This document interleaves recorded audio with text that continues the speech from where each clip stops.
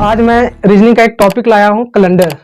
तो कैलेंडर के बारे में आज समझेंगे, इसका बेसिक नॉलेज, बेसिक कंसेप्ट तथा साथ ही साथ इसका क्वेश्चंस का भी डिस्कस करेंगे। उम्मीद करता हूँ कि इस वीडियो को देखने के बाद आपका कैलेंडर से रिलेटेड कोई भी डाउट्स नहीं रहेंगे। तो चलिए शुरू करते हैं। पहले मैं समझूंगा कि कैलेंडर क्या होता है। जो हम लोग कैलेंडर फॉलो करते हैं, दरअसल ये ग्रेगोरियन कैलेंडर को फॉलो करते हैं। ऐसे कैलेंडर बहुत तरह के होते हैं, हर एक धर्म में हर एक प्रकार का कैलेंडर होता है। तो हम लोग समझते हैं, ये बेसिक फैक्ट्स है।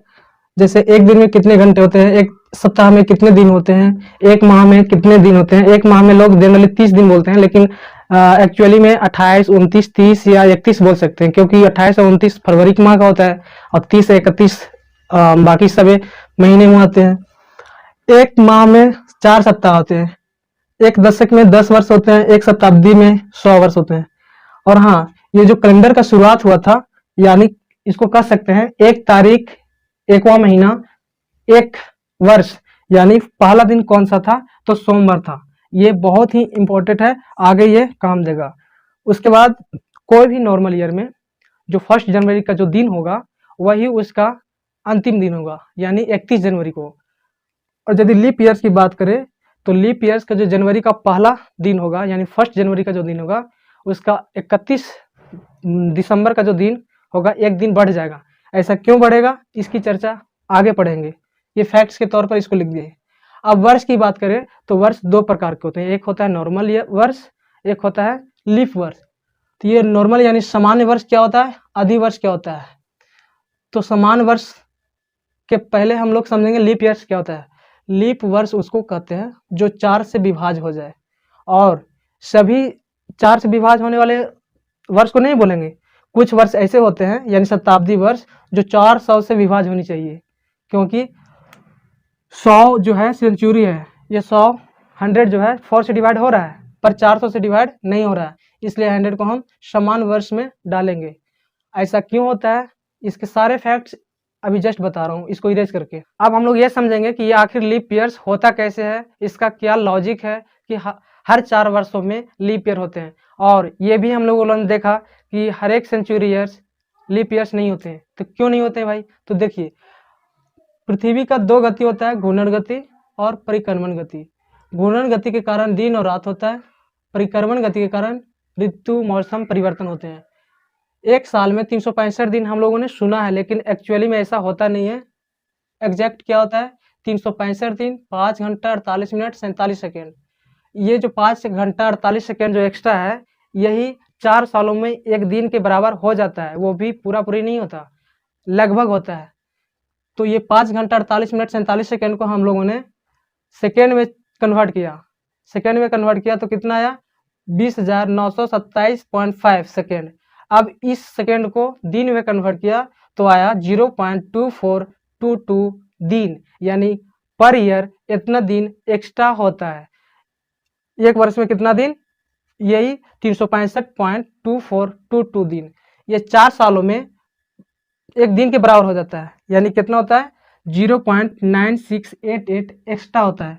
इसलिए हर चौथा वर्ष को हम लोग लीप ईयर्स बोल देते हैं, लेकिन लगभग है, इसमें भी एक मानते हैं, यानी कितना एक्स्ट्रा लेते हैं, 0.0312। ये समय जो है इतना दिन एक्स्ट्रा ले रहा हूँ हर लीप ईयर्स में। ये जो लीप ईयर्स जो है कुछ दिनों के बाद फिर दिन में कन्वर्ट हो जाएगा, तो कैलेंडर गड़बड़ा जाएगा, और कैलेंडर गड़बड़ाने के कारण फिर दिन को ऊपर नीचे करना पड़ेगा। तो ये जो कितना दिनों के बाद दिन में कन्वर्ट होगा, ये लगभग 100 लीप ईयर्स में दिन में कन्वर्ट हो जाएगा, यानी 3 पॉइंट इतना दिन 100 लीप ईयर्स होनी चाहिए। लीप ईयर्स होगा, ना कि नॉर्मल। हर वर्ष ये नहीं बढ़ता, हर चौथे वर्ष पे बढ़ता है, यानी लीप ईयर्स में सिर्फ बढ़ेगा। तो 100 लीप ईयर्स कितने वर्षों में आएंगे, तो 100 वर्ष में 25 लीप ईयर्स, यानी हर चौथा वर्ष पर एक लीप ईयर्स होता है ना, तो 100 वर्षों में 25, तो 25 400 वर्ष, यानी 400 वर्षों में 100 लीप ईयर्स होंगे, तब जाकर के 3.12 दिन बढ़ेंगे। इसलिए इस दिन को मैनेज करने के लिए जो सेंचुरी ईयर्स होते हैं उसको, ये जो सेंचुरी ईयर्स हैं इसको लीप ईयर्स ना बना करके नॉर्मल ईयर बनाया गया है। इसलिए हम लोग ये 100, 200, 300 जो सेंचुरी ईयर है ये लीप ईयर नहीं है, नॉर्मल ईयर है। क्यों है? ये 3 दिनों को मैनेज करना था। ठीक है जी, ये रहा लॉजिक इसका कि क्यों चौथा वर्ष लीप ईयर होता है और सेंचुरी ईयर्स को 400 से डिवाइड होनी जरूरी है। यही इसका कारण था। अभी हम लोग समझे लीप ईयर्स तथा नॉर्मल ईयर्स। अब समझेंगे कुछ कॉन्सेप्ट। ये कॉन्सेप्ट का नाम है समान माह और समान वर्ष।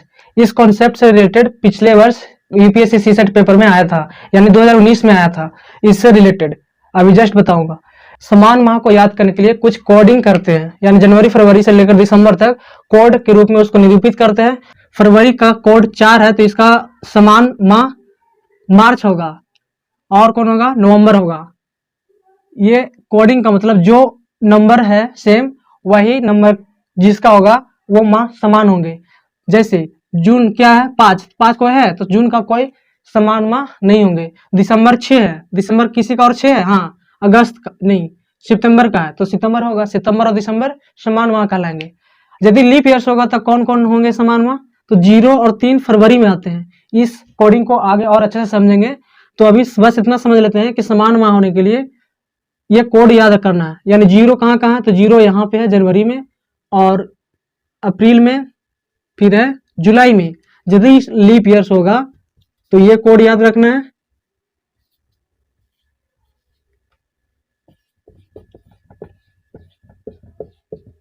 और यदि नॉर्मल ईयर होगा तो ऊपर वाला कोड याद रखना है, तब जाकर समान माह होंगे। अब समान वर्ष की बात करते हैं। यदि कोई लीप ईयर्स होगा तो उसका समान वर्ष, यानी समान कैलेंडर भी इसको बोलते हैं। इसको क्या बोलते हैं? समान कैलेंडर, वर्ष या कैलेंडर। लीप ईयर्स होगा तो उसका समान वर्ष या कैलेंडर कौन सा वर्ष होगा? सपोज मान लेते हैं कि 2020 जो था लीप ईयर्स था, तो सेम 2020 के जैसा अगला कौन सा वर्ष है जो समान होगा इसके बराबर? तो इसमें 28 ऐड कर देंगे। 28 वर्ष के बाद समान वर्ष आएगा, यानी इसमें 28 ऐड कीजिए तो कितना आएगा? 2048वां वर्ष जो है 2020 के जैसा होगा। अगला है कि यदि लीप ईयर्स में एक साल एक्स्ट्रा हो, यानी 2021 क्या है? लीप ईयर्स प्लस 1 है, तब इसका समान कितना सालों के बाद होगा? तो 6 सालों के बाद, यानी इसमें 6 ऐड करेंगे, यानी 2027 जो है इसका बराबर वर्ष होगा। अब है लीप ईयर्स प्लस 2। मान लेते हैं 2018 का लीप ईयर्स क्या होगा? इसको तोड़ के देखिए, 2016 प्लस 2। 2016 जो है लीप ईयर है 2, यानी लीप ईयर प्लस 2 रहे तो 11 सालों के बाद। 2018 का सेम कैलेंडर कितना दिनों के बाद? 11 सालों के बाद। 11 ऐड करेंगे तो 2029 में होगा 18 के जैसा। अब सेम उसी तरीका से इसका भी हो जाएगा। तो ये रहा समान माह और समान वर्ष, समान कैलेंडर। 2019 की बात किया जाए तो पूछा था कि 2019 में कैसा क्वेश्चन आया था कि 2009 के समान कौन सा कैलेंडर होगा? निम्नलिखित में ऑप्शन थे 2010, ऐसे एग्जैक्ट ऑप्शन याद नहीं आ रहा है, 2015, 2017, ये ऑप्शन होंगे। एक ऑप्शन इसमें सही है, बाकी अपनी मर्जी से लिखा हूँ। तो 2009 के समान कैलेंडर कौन होगा? ये 2019 के क्वेश्चन से। तो इसका समान क्या है? ये है लीप ईयर से 1 साल एक्स्ट्रा, यानी इसको तोड़ेंगे तो 2008 प्लस 1 होगा, यानी लीप ईयर्स है 2008, यानी लीप ईयर्स प्लस 1, ये वाला फॉर्मूला लगेगा। लीप ईयर्स प्लस 1 रहे तो 6 साल के बाद होगा, यानी 2009 के बाद 6 साल ऐड कर दीजिए, यानी 2015 को ये, तो ये आंसर सही होगा। ऐसा इसके बेसिस पर क्वेश्चन आ सकते हैं। अभी हमने देखा समान माह और समान वर्ष। अब देखेंगे विषम दिन, यानी ऑड डेज। यही एक ऐसा कॉन्सेप्ट है जिसके बेसिस पे बहुत सारे क्वेश्चंस आते हैं। इसको समझते हैं। ये ऑड डे क्या होता है? ऑड डे एक्चुअली ये होता है कि number of day, total day, उसको 7 से डिवाइड करेंगे, जितना रिमाइंडर आएगा वही उस दिनों का, यानी माह हो, वर्ष हो, वीक्स हो, जो भी होगा उसका ऑड डे कहलाएगा। यानी एक नॉर्मल ईयर में यदि पूछा जाए कि कितने ऑड डे होते हैं, यानी विषम दिन कितने होते हैं, तो उसको 7 से डिवाइड करेंगे। तो 7 से डिवाइड करके देखिए 365 होता है। 365 में 7 से डिवाइड करेंगे तो कितना आएगा? 1, यानी एक नॉर्मल ईयर में 1 और डे होते हैं। अब इसी तरह से लीप ईयर में एक एक्स्ट्रा है तो 2 हो जाएंगे।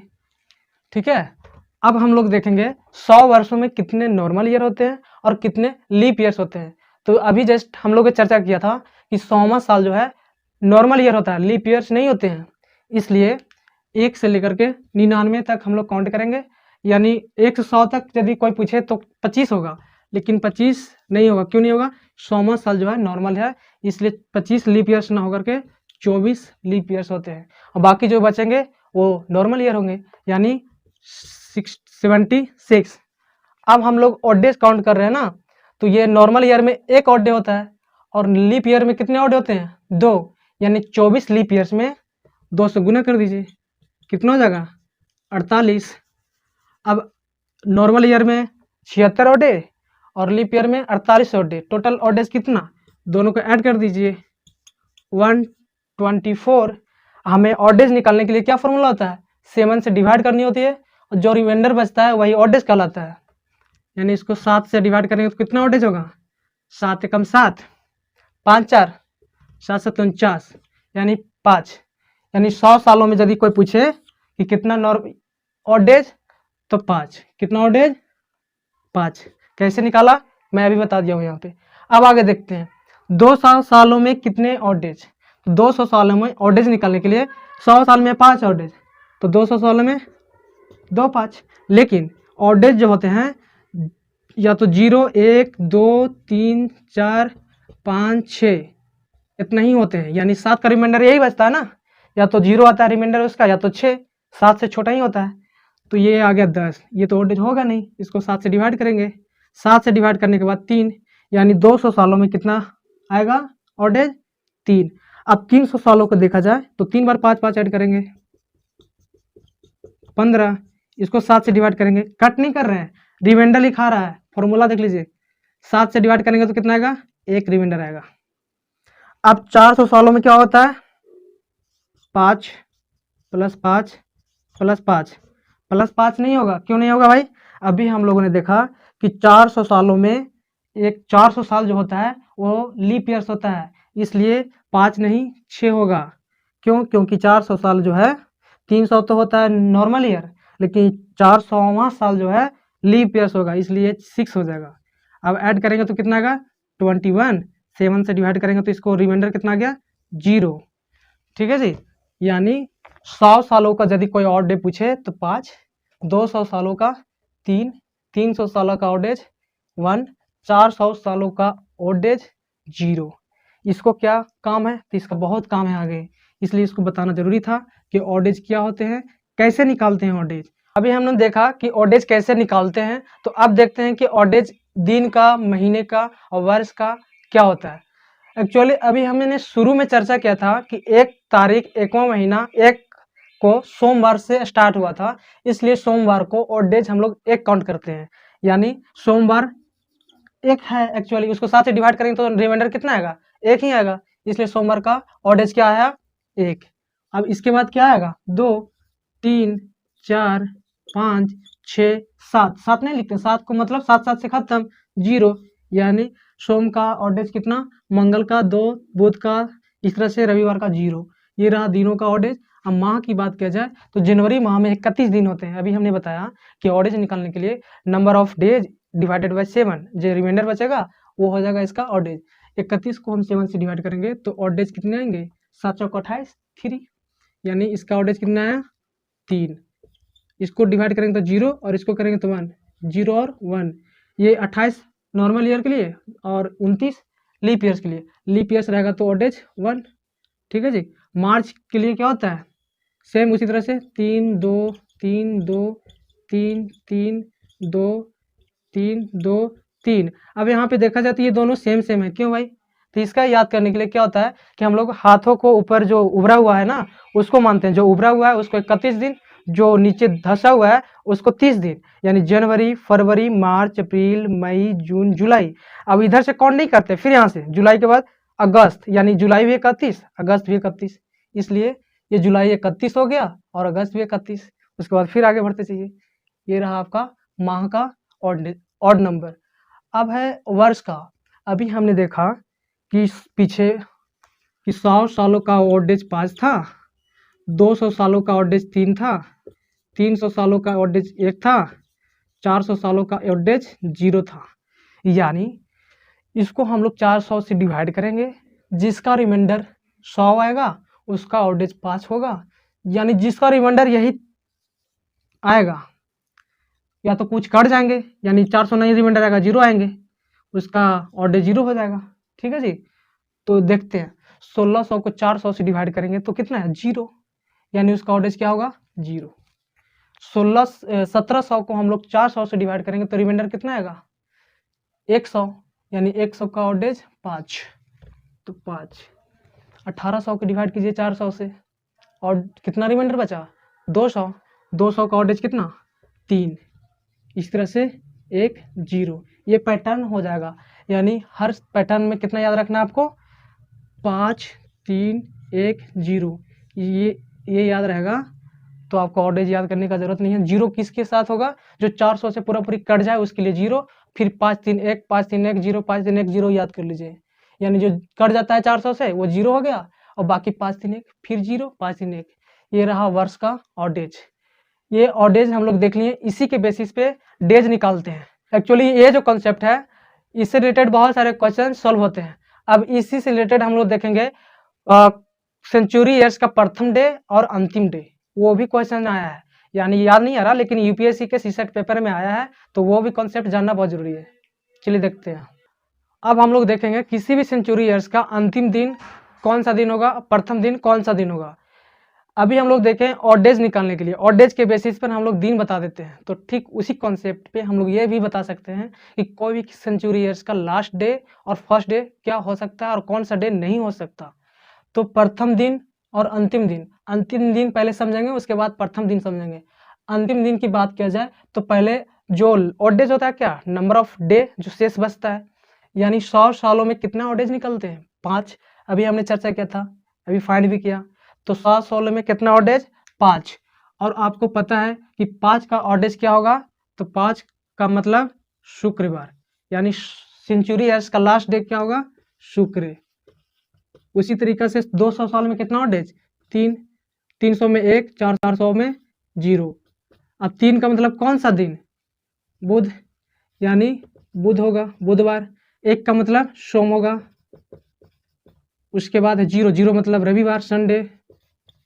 अब इसके अलावा जो बचेगा वो दिन अंतिम दिन नहीं हो सकते। किसको नहीं हो सकते, सेंचुरी ईयर्स का लास्ट डे नहीं हो सकते। कौन कौन बच गया भाई, इसके अलावा बच गया मंगल, इसके बाद बुध सोम हो गया, गुरु शनिचर शनि। इसके अलावा जो भी दिन बचेंगे वो अंतिम दिन नहीं होंगे सेंचुरी ईयर्स का, यानी मंगल गुरु शनि, ये 3 दिन जो है नहीं होंगे, बस यही 4 दिन अंतिम दिन होंगे। तो एग्जाम में पूछ देता है कि निम्नलिखित में से कौन सा दिन जो है किसी शताब्दी वर्ष का अंतिम दिन नहीं हो सकता, ये तीनों में से कोई एक ऑप्शन रहेगा। ठीक है जी। तो इसको कॉन्सेप्ट को माइंड में रखना है। कैसे आया मैं बता दिया कि कोई भी सेंचुरी ईयर्स का ऑड डेज मालूम होना चाहिए, ऑड डेज मालूम हो जाएगा तो अंतिम दिन भी मालूम हो जाएगा। इसका मतलब हुआ कि कोई भी साल का शुरुआत, यानी फर्स्ट सेंचुरी का शुरुआत कौन सा दिन से हुआ था। तो अभी हम लोग फर्स्ट फैक्ट वाला कॉन्सेप्ट में देखें कि 1 तारीख 1वां महीना 1 को सोमवार से स्टार्ट हुआ था, यानी कैलेंडर का शुरुआत ही 1 सोमवार के दिन से हुआ था। ठीक है जी। तो ये सेंचुरी का पहला दिन क्या होगा, सोमवार। अब इसका पहला दिन को मालूम करने के लिए क्या करेंगे, ये 100 का ऑड डेज कितना होता है, 5। उसके बाद इसका ऑड डेज प्लस अगला दिन तो 6। ये जो 6 जो है किस दिन को बताता है, शनिवार का। यानी इस सेकेंड सेंचुरी का प्रथम दिन क्या होगा, शनिवार। सेम उसी तरीका से 200 सालों का ऑड डेज कितना होता है, 3। इसके बाद अगला दिन 4, 4 का मतलब क्या हुआ, गुरुवार। तो इसमें कौन सा होगा, गुरु या बृहस्पति सेम होता है। अब 300 सालों का कितना ऑड डेज, 1। अगला दिन एक और ऐड करेंगे, 2, 2 का मतलब क्या हुआ, मंगलवार, यानी इसका क्या होगा, मंगलवार। कौन सा दिन, प्रथम दिन, यानी 4th सेंचुरी का पहला दिन क्या होगा, मंगलवार। यानी ये चारों को छोड़ा करके बाकी 3 प्रथम दिन नहीं होंगे। सेम इसी तरह का कॉन्सेप्ट होगा। वो कौन कौन सा दिन है, तो इसके अलावा जो भी बच गया लिख दीजिए, बुध, शुक्र, रवि, ये जो 3 दिन हैं ये किसी भी सेंचुरी का प्रथम दिन नहीं हो सकते। लेकिन एक जो दिन है सोमवार, और यहाँ भी सोमवार, सोमवार एक ऐसा दिन है जो प्रथम दिन भी हो सकता है और अंतिम दिन भी हो सकता है। क्यों हो सकता है? क्योंकि सोमवार के दिन से ही शुरुआत हुआ था, इसलिए ये प्रथम दिन और अंतिम दिन का कॉन्सेप्ट रहा। इसके बेसिस पर क्वेश्चन आते हैं, लेकिन वो थोड़ा सा घुमा देंगे, लेकिन ये मालूम रहेगा तो वो आप बना सकते हैं। अब अगला कॉन्सेप्ट हम लोग देखेंगे, how to find a days. जैसा कि एग्जाम में आता है, कोई एक डेट दे देगा, उसका बोलेगा ये कौन सा दिन होगा। फॉर एग्जाम्पल 15 अगस्त 1947 का कौन सा दिन था, तो ये बताने के लिए क्या ट्रिक्स होगा। तो इसके 3 मेथड होते हैं। पहला मेथड को हम लोग बोलते हैं ऑर्डेज मेथड, सेकेंड को बोलते हैं ऑड प्लस कोडिंग मेथड, और लास्ट वाला को बोलते हैं जो सबसे बेस्ट मेथड है। उसी मेथड को आपको याद रखना है, क्योंकि वो बहुत शॉर्ट है, बहुत ही कम उसमें ताम झाम है, तो उसको हम लोग कोडिंग मेथड कहते हैं। कोडिंग मेथड को लास्ट में बताएंगे, लेकिन उसके जो पहले 2 मेथड है उसको समझना भी बहुत जरूरी है, क्योंकि बुक्स में अदर टीचर आपको कोडिंग मेथड नहीं बताते नहीं है, सिर्फ ऑर्डेज मेथड बताते हैं। तो चलिए बताते हैं ऑर्डेज मेथड क्या है। ऑर्डेज जैसा कि अभी हमने बताया, ऑर्डेज फाइंड करने के लिए ऑर्डेज यदि याद रहेगा तो ये मेथड आपके लिए बेस्ट है। चलिए देखते हैं क्या है। तो ऑर्डेज मेथड का मतलब हुआ टोटल नंबर ऑफ डेज। कौन सा डेज? Previous days. जो डेट का आपको डे फाइंड करना है, उसको पीछे जितना भी ऑर्डेज होंगे उसको लिखना है, और उसके बटे में क्या लिख देना है? 7, और जो रिमाइंडर बचेगा उसके बाद आंसर आ जाएगा। फॉर एग्जाम्पल हम लिखते हैं, जैसा कि 2023 का जो पीटी का एग्जाम है 28 मई 2023 को होने वाला है, तो उस दिन कौन सा दिन होगा देखते हैं। कौन सा दिन को हम लोग फाइंड करने जा रहे हैं? 28 मई 2023। इस तारीख को कौन सा दिन होगा, तो इसको इसको फाइंड करने के लिए टोटल नंबर ऑफ डेज, यानी 2023 में कितने कंप्लीट ईयर है, तो 2022 तक कंप्लीट है। तो 2022 तक जो है, तो 2022 भी क्या है? 2000 प्लस 22, तो 2000 का ऑर्डेज कितना होता है? 2000 का ऑर्डेज होता है 0, तो 0 प्लस 22 का ऑर्डेज। 22 साल में कितना ऑर्डेज? तो नॉर्मल ईयर कितना होंगे इसमें नॉर्मल ईयर होंगे 22, और लीप ईयर कितना होंगे? इसको 4 से भाग कीजिए, जो बचेगा वो लीप ईयर 5, तो ये हो गया नॉर्मल ईयर। नॉर्मल ईयर में कितने ऑर्डेज होते हैं? सेम 22 का 22, और ये हो गया लीप ईयर, ये 5 लीप ईयर, क्योंकि इसका ऑर्डेज इसमें काउंट हो चुका है, इसलिए 2 बार गुना नहीं करना, एक ही बार होगा। अब उसके बाद हम लोग यहाँ तक कर दिए। अब मई का कोड क्या होता है? मई में कितने ऑर्डेज होते हैं? तो मई में नहीं सिर्फ लिखेंगे, जनवरी से लेकर मई तक, यानी जनवरी से लेकर कहाँ तक? पहले अप्रैल तक लिख लेते हैं, तो 3 और 1 लेंगे, 3 प्लस 1 नहीं 0 लेंगे। क्यों लेंगे? क्योंकि फरवरी है जो लीप ईयर नहीं है, 2023 क्या है? लीप ईयर नहीं है, इसलिए 0 लेंगे। फिर 3 2, ये हो गया कहाँ तक? अप्रैल तक। मई में हम नहीं ले रहे हैं इसलिए ना, क्योंकि मई में 28 दिन दिया हुआ है, इसलिए 28 लिख देना डायरेक्ट, प्लस 28, क्योंकि कंप्लीट बताना है ना, तो कंप्लीट तो अप्रैल तक है, मई में तो 28 दे दिया है, इसलिए मई तक नहीं जाएंगे, 28 इसको ऐड कर लेंगे, और मई को छोड़ करके अप्रैल तक लिख देना है, ये ऑड नंबर। ये रहा टोटल ऑड कहाँ तक? 28 मई 2023 तक ये ऑड नंबर निकले। अब हमें इसको छोटा करना है, यानी 7 से डिवाइड करेंगे। तो 7 से डिवाइड कैसे करते हैं? सबको ऐड करके डिवाइड नहीं करना, उससे टाइम वेस्ट होगा। तो शॉर्ट क्या है? तो रिमाइंडर थ्योरम होता है एक, जो मैथ में पढ़ना है, वो फॉर्मूला यहाँ पे अप्लाई करेंगे। 7 से डिवाइड करेंगे तो कितना रिमाइंडर बचेगा? 1। 5 का 5 लिख देंगे, 3 का 3, ये 3 2 का 3 2 लिख दो, और 28 को भाग करेंगे तो 0 आ जाएगा, 0 को लिखेंगे नहीं। 7 से जहाँ जहाँ 7 का ऐड हो जाए तो हटा देना है। 5 2 7, 3 3 6 और 1 7, यानी कितना आया? 0। 0 का मतलब क्या होता है? 0 का मतलब होता है संडे, यानी आपका रविवार होगा। कौन सा दिन होगा? 28 मई 2023 को रविवार। कैसे फाइंड किए? तो ये जो फॉर्मूला है ना, बहुत ही लोचा है। जो लास्ट फॉर्मूला बता रहा हूँ वो सबसे सिंपल है, उसका कोड याद कीजिए और डायरेक्ट लिखिए और डायरेक्ट आएगा। देखिए अभी सेकंड के बाद उसको ही बताते हैं, सेकंड भी याद करना पड़ेगा इसको। ऑर्डेज को बस आप माइंड में रखिए कि हाँ ऐसा ऑर्डेज फाइंड होता है, लेकिन ये फॉर्मूला बहुत ही लोचा है। देखिए ना, आपको ये तीनों लिखना पड़ेगा और उसमें बस एक ही लिखना है, इसलिए थर्ड जो मेथड होगा बेस्ट होगा। चलिए अगला देखते हैं। अब देखेंगे सेकेंड मेथड। सेकेंड मेथड का नाम क्या रखा गया है? Odd plus coding, odd days plus coding method. ऐसे ये मेथड वगैरह कहीं लिखा हुआ नहीं है, बस हम लोग रख देते हैं इसको। तो इसको कैसे फाइंड, क्या हो गया है, ये लिख दिए हैं। ये मंथ्स कोड लिखना है आपको और इसी को वहां पे डायरेक्ट रख देना है। इसमें ईयर जो है आपको ईयर जेम का त्यों रखना है। यानी हम लोगों ने अभी क्या फाइंड करना था, 28 मई को कौन सा डे होगा, यानी 23 का 23 रखना है, 22 नहीं रखना है। और उसके बाद लीप ईयर्स कितने होंगे, सेंचुरी कोड क्या है, सेंचुरी कोड यहाँ पे ये रहा। चलिए देखते हैं। डी का मतलब 28 प्लस मंथ कोड मतलब मई, मई का कोड क्या है, 0 0 लिखेंगे। ईयर्स, ईयर्स कितने हैं, 23। लीप ईयर इसमें कितने होंगे, 4 से डिवाइड कीजिए 5 आएगा। फिर क्या जी, सेंचुरी कोड, सेंचुरी कोड कितना है, सेंचुरी कौन सा सेंचुरी, 2000, सॉरी 2000 का क्या होता है, 0, 7 से डिवाइड करते हैं। अब इसे डिवाइड कीजिए, ये कट हो गया और 23 5 28 ये भी कट हो गया, यानी 0, 0 का मतलब कौन सा दिन, रविवार। इससे भी रविवार आ गया, रविवार दिन का, ठीक है जी। यानी ये भी मेथड उस मेथड से हल्का है, बस ये कोड याद रखिए। और ओड डेज आपको मालूम है, और इसमें पुट कर दीजिए क्या है, day month years leap years century code. उसके बाद 7 से डिवाइड कीजिए, रिमाइंडर जितना बचेगा उसको, आपको डे ये मालूम है कि मंडे से लेकर संडे तक 1 से लेकर 0 तक आता है, उसी के अनुसार इसका डे हो जाएगा। अब देखेंगे थर्ड मेथड, जो सबसे बेस्ट मेथड है। इस मेथड से आप किसी भी दिन को बहुत जल्दी उस अदर जो 2 मेथड थे उसके कंपेयर में बहुत ही कम टाइम में इसको फाइंड कर सकते हैं। और एग्जाम में डे ज़्यादातर आता है कि 15 अगस्त 1947, या आप किसी लड़के का बर्थडे इतना तारीख को था तो इसका 40वां बर्थडे कितना कौन सा दिन होगा। ऐसे ऐसे क्वेश्चन आएंगे जो इसी फॉर्मूला इसी कॉन्सेप्ट पर बनेगा। तो देखते हैं कि किसी भी दिन को डे कैसे फाइंड करें। यानी हमने अभी देखा 2 मेथड में 28 मई 2023 को कौन सा दिन होगा, जो संडे आया था। तो देखते हैं संडे कैसे आता है।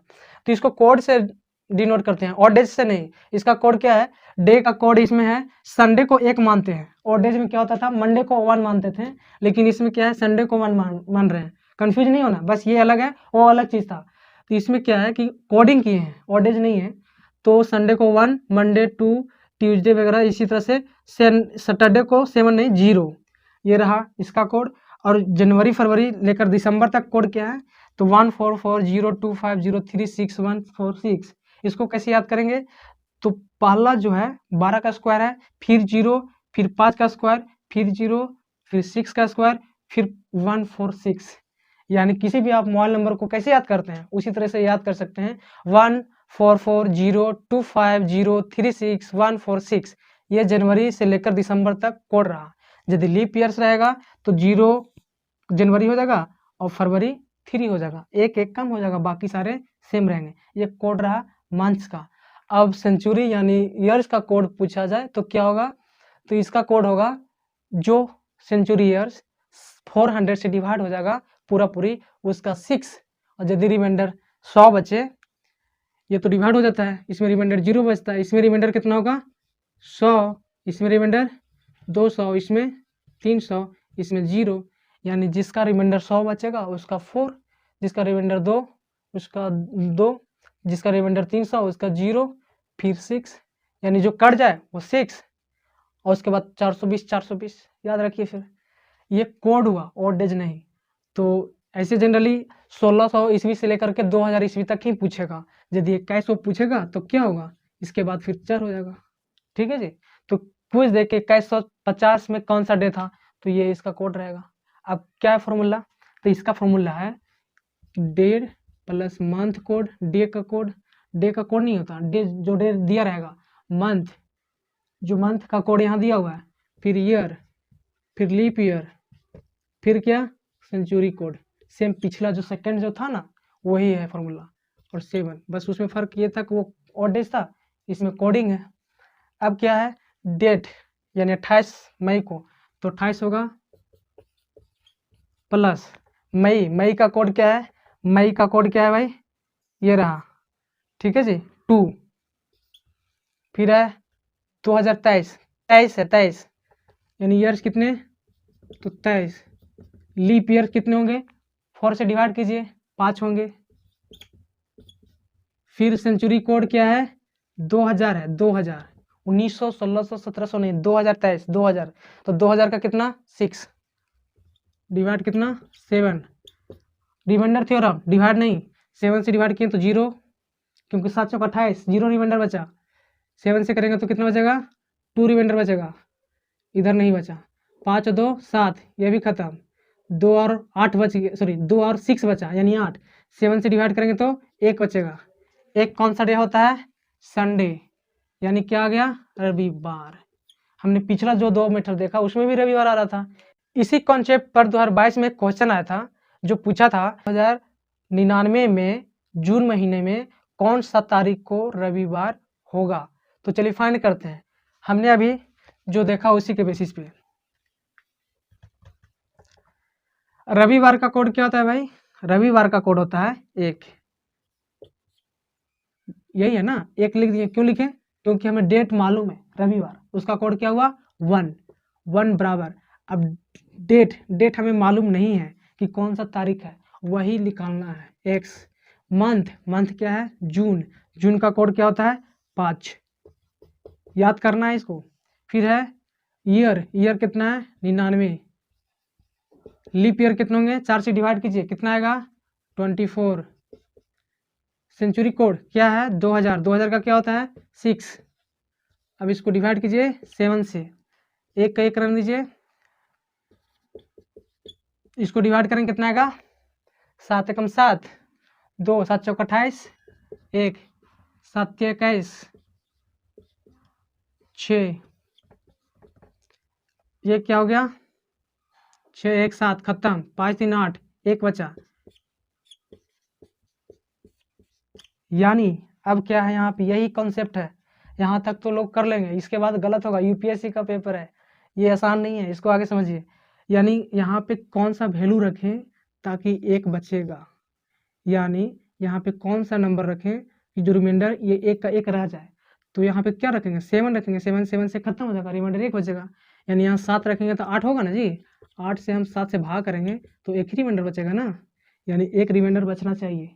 यानी यहाँ पे x की जगह पर क्या होगा 7, यानी x का वैल्यू कितना आया 7। क्या कहेंगे 7 जून को 2099 को रविवार होगा। आंसर क्या होगा 7 जून 2099। इसका आंसर और भी हो सकता है, 7 की जगह पे 14 भी हो सकता है, यानी 14 जून को भी रविवार होगा। 21 भी हो सकता है, 21 जून को रविवार होगा, लेकिन ऑप्शन में एक ही रहेगा, या तो 7 रहेगा, या तो 14 रहेगा, या तो 21 रहेगा। ऑप्शन में था 7। विश्वास नहीं हो रहा, आप जाके क्वेश्चन देख लेंगे। 7 जून को रविवार होगा, इसका आंसर ये होगा। और इसी के बेसिस पर बहुत सारे क्वेश्चन आएंगे, हर साल क्वेश्चन आता है और आने वाले एग्जाम्स में आएंगे। इसलिए इस कैलेंडर टॉपिक को बहुत ही, जितना भी इसका फैक्ट्स, बेसिक नॉलेज, कॉन्सेप्ट सब बता दिया मैं। अब जो भी मेथड है, ये लास्ट मेथड को आप अच्छे से इसको बार बार देखें, और इसके ऊपर क्वेश्चन भी मैं बताऊंगा। यदि लंबा वीडियो हो जाएगा तो अदर वीडियो बनाऊंगा, उसके बाद इसका क्वेश्चन 5-10 लेंगे, उसके बाद सारे कैलेंडर का टॉपिक खत्म। तो ये था कैलेंडर के सारे बेसिक कॉन्सेप्ट, फैक्ट्स, इसका फॉर्मूला, कौन सा न्यू को कैसे फाइंड करें और इससे रिलेटेड क्वेश्चन कैसे आते हैं।